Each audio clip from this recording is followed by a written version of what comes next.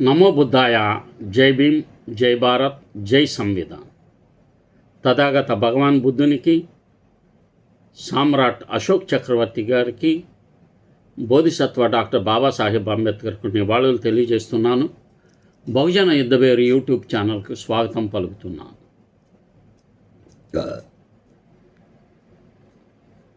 భారతీయ బౌద్ధ మహాసభ 26 రాష్ట్రాల్లో దిగ్విజయంగా పనిచేస్తుంది, సమిష్టిగా పనిచేస్తుంది.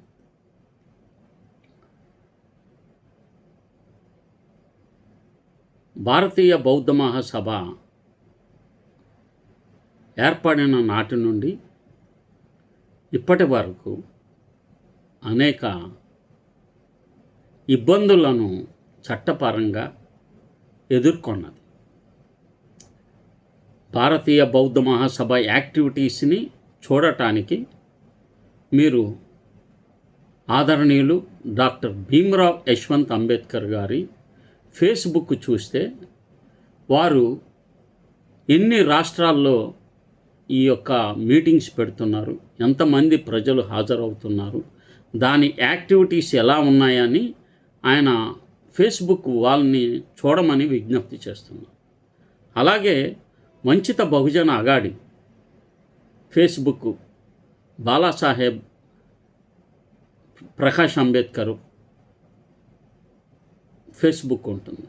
దాంట్లో మీరు ఫైండ్ అవుట్ చేయండి. వాళ్ళది వంచిత బహుజన అగాడి ఫేస్బుక్ కూడా ఉంటుంది.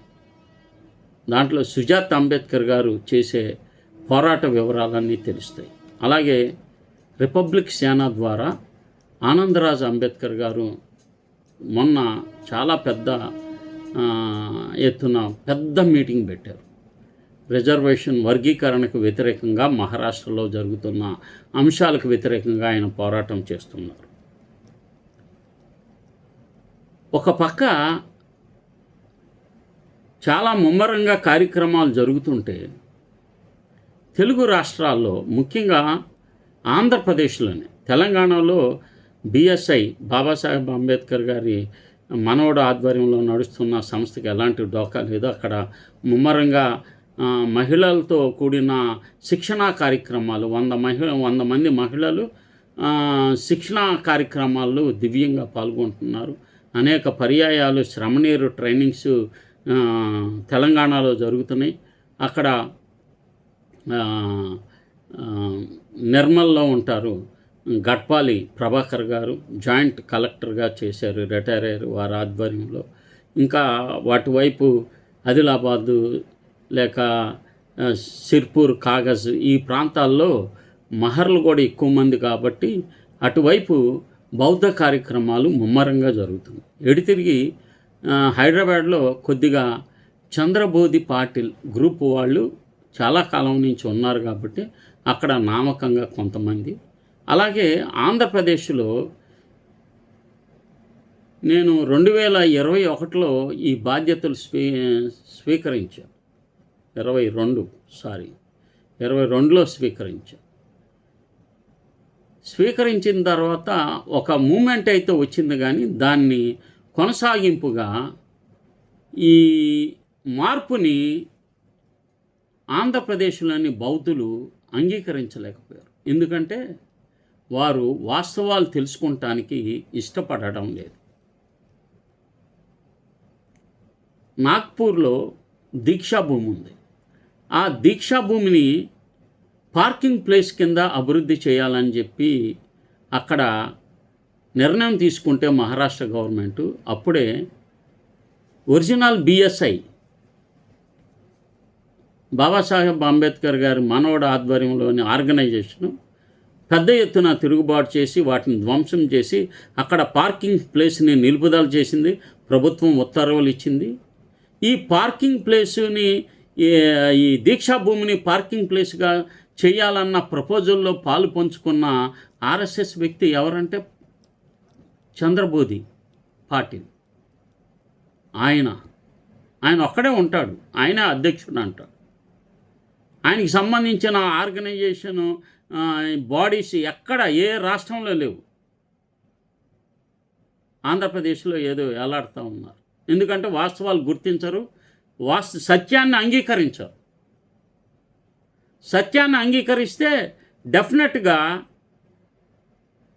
ఏది అసలు సిసలైన ఆర్గనైజేషన్ ఏంటో తెలిసిద్ది. బాబాసాహెబ్ చైత్యభూమిలో ఎలాంటి కార్యక్రమాలు జరుగుతాయి, సమతా సైనిక దళ ద్వారా ఎలాంటి దేశవ్యాప్తంగా కార్యక్రమాలు జరుగుతాయో మీరు వాళ్ళ పేజెస్కి వెళ్తే, ఫేస్బుక్కి వెళ్ళి పరిశీలిస్తే ఎన్ని కార్యక్రమాలు నిరంతరం జరుగుతుంటాయో మీరు అదే ఆ రకమైన కార్యక్రమాలు ఒక్కటైనా మీరు అనుకున్న చంద్రబోధి పాటిల్ ఒకటైనా నిర్వహిస్తున్నాడా దేశవ్యాప్తంగా అని మీరు చూడండి.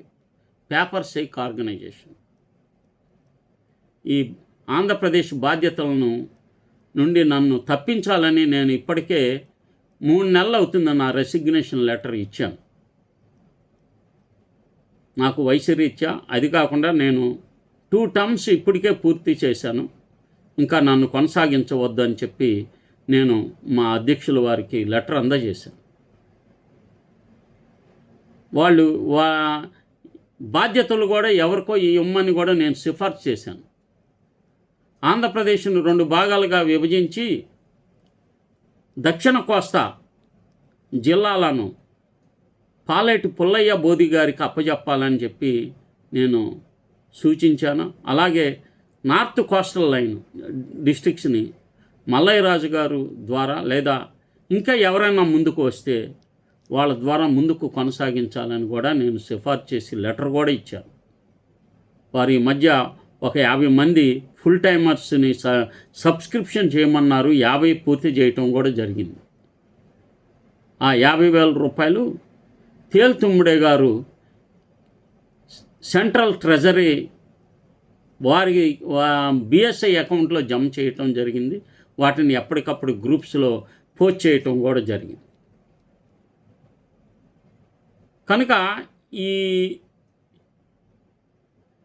బిఎస్ఐలో జరుగుతున్న విషయాలన్నీ చాలామందికి తెలియకపోవటం వలన నేను వాటిని మీ ముందుకు తీసుకురావాలని చెప్పి భావిస్తున్నాను.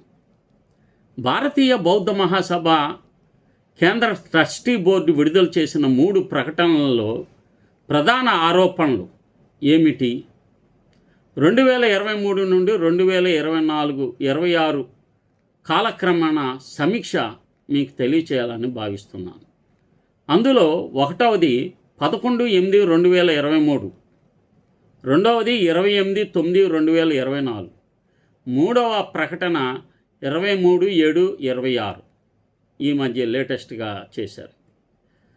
ఈ తేదీల్లో భారతీయ బౌద్ధ మహాసభ కేంద్ర ట్రస్టీ బోర్డు విడుదల చేసిన పత్రికా ప్రకటనలో చేసిన వాస్తవాలను మీకు తెలియచేయాలని ఈ వీడియో చేస్తున్నాను. ఈ వివాదాలకు సంబంధించిన అంశాలు సంబంధిత న్యాయస్థానాలు, చారిటీ కమిషనర్ మరియు చట్టబద్ధ అధికారుల పరిధిలో ఉంది. 1వది 11/8/2023 పత్రికా ప్రకటన చేసినప్పుడు భారతీయ బౌద్ధ మహాసభ కేంద్ర ట్రస్టీ బోర్డు విడుదల చేసిన ప్రకటన ప్రకారం చంద్రబోధి పాటిల్ మరియు ఆయనతో ఉన్న కొందరు వ్యక్తులు భారతీయ మహాసభ అధికారాలను చట్టబద్ధంగా కాకుండా వినియోగించడానికి ప్రయత్నిస్తున్నారని ఆరోపించారు.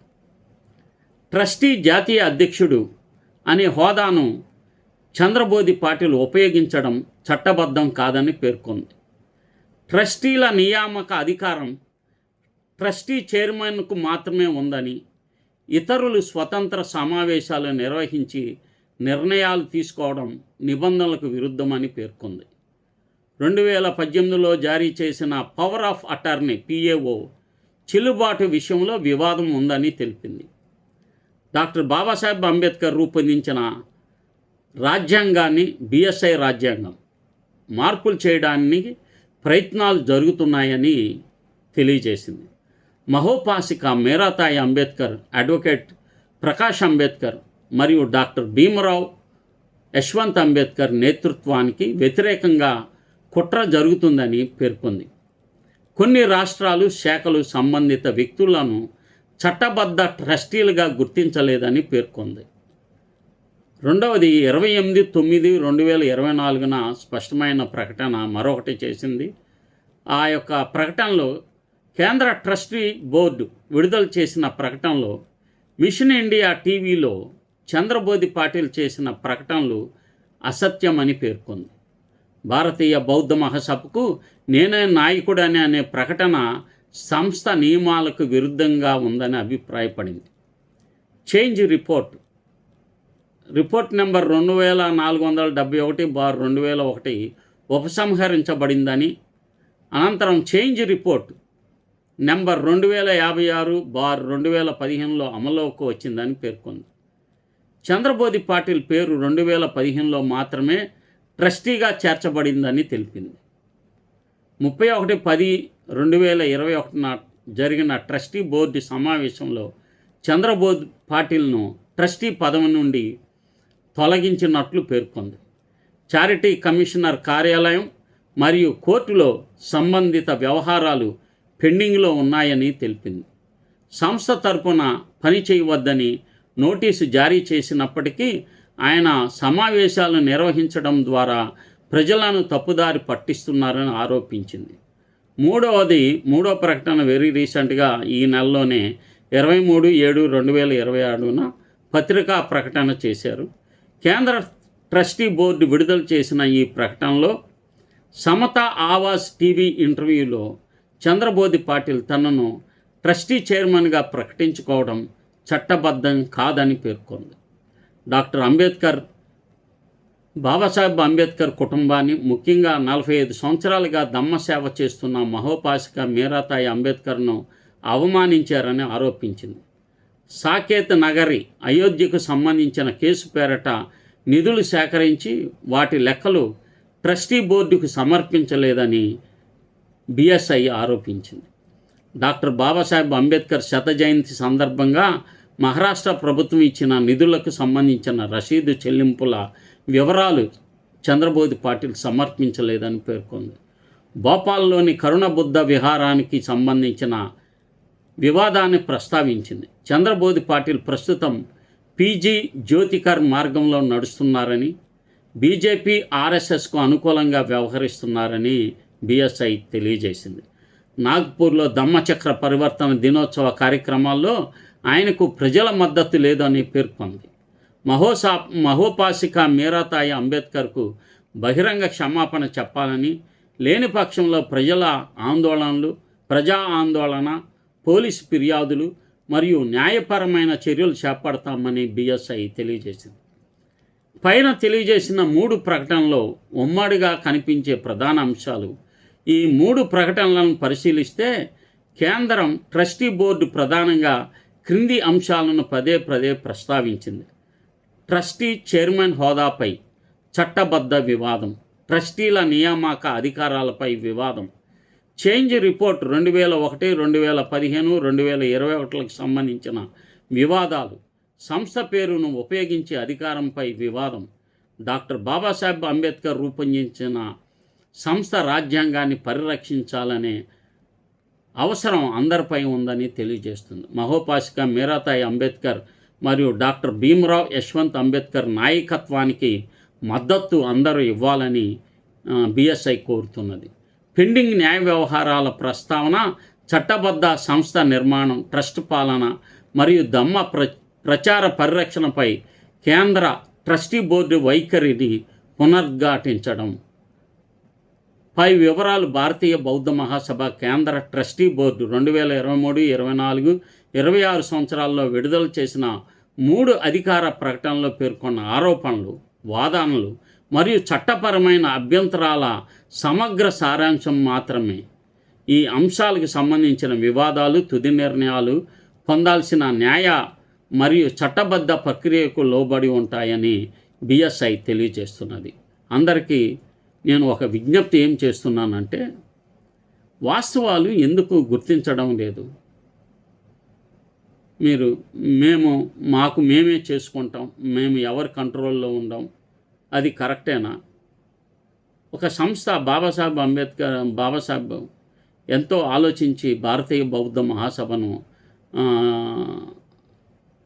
రిజిస్టర్ చేసి కేంద్ర ప్రభుత్వ రిజిస్ట్రేషన్ చేసి ఒక ట్రస్టీగా ఇది చేసి కొనసాగిస్తున్న ఈ తరుణంలో దీనిని నిర్వీర్యం చేయటం, దీన్ని చక్కగా కొనసాగించడానికి ముందుకు రాకపోవటం, దీన్ని బాధ్యతగా తీసుకొని దీన్ని సరైన మార్గంలో మద్దతుగా ముందుకు తీసుకువెళ్ళటానికి బౌద్ధుడు సహకారం అందించాలి. సత్యమేదో అసత్యమేదో తెలుసుకోవాలి. ఎవరైతే వార్షిక చందాలు జీవిత లైఫ్ మెంబర్షిప్ వసూలు చేశారో, వాటికి రసీదులు ఇవ్వలేదో వాళ్ళు ఎవరో అన్నది గుర్తించండి. అక్రమ మార్గాల్లో డబ్బులని మళ్లించిన వారిని మీరు ఎందుకు ప్రమోట్ చేస్తున్నారు? ఎవరు సత్య మార్గంలో రుజు మార్గంలో వెళుతున్నారో మీరు ఆలోచించండి. బాబాసాహెబ్ ఆర్గనైజేషన్ని మీరు ప్రమోట్ చేయాలి కదా, మీరు ఓన్ చేసుకోవాలి కదా. మీరు ఓన్ చేసుకోకుండా మాకేం సంబంధం లేదు, మేము మా ఇండివిజువల్గా మేము కొనసాగించుకుంటామని చెప్పటం ఇది సరైనది కాదు. మీకు ఈ బిఎస్ఐ కేవలం ఈ 2 రాష్ట్రాల్లో కొద్దిగా మాత్రమే ఉంది పేపర్ షేక్ ఆర్గనైజేషను. వాస్తవం మీరు చూడాలంటే మీరు చైత్యభూమిని విజిట్ చేయండి. మహారాష్ట్రలో జరిగే కార్యక్రమాలను మీరు పరిశీలించండి. మొన్న ఎన్నెన్ని కార్యక్రమాలు కొనసాగుతున్నాయో బ్యామ్సెఫ్ అదే బిఎస్ఐ అన్ని స్టేట్స్ ఆఫీస్ బేరర్స్ గ్రూప్స్ ఉంటాయి. బిఎస్ఐ సెంట్రల్ గ్రూప్ ఉంటుంది. అలాగా చాలా వాట్సాప్ గ్రూప్స్ ఉన్నాయి బిఎస్ఐకి. వాటిలో చూడండి ఎవరు ఏ కార్యక్రమాలు నిర్వహిస్తున్నారు. చంద్రబోధి పాటిల్ ఏ కార్యక్రమాలు నిర్వహిస్తున్నాడు, అతను ఎలాంటి కార్యక్రమాలు రూపొందించి బౌద్ధాన్ని ప్రచారం చేస్తున్నాడో బేరీజు వేయండి. ఏ మనిషి ఏ విధంగా బిహేవ్ చేస్తున్నాడో తెలుసుకోండి. ధమ్మ మార్గంలో ముందుకు కొనసాగించడానికి మీ వంతు మద్దతు ఇవ్వండి. సరైన వారిని ద్వారా ముందుకు తీసుకెళ్ళడానికి చిత్తశుద్ధితో ప్రయత్నం చేస్తారని చెప్పి నేను మీకు విజ్ఞప్తి చేస్తున్నాను. నమో బుద్ధాయ. జై భీమ్, జై భారత్, జై సంవిధాన్.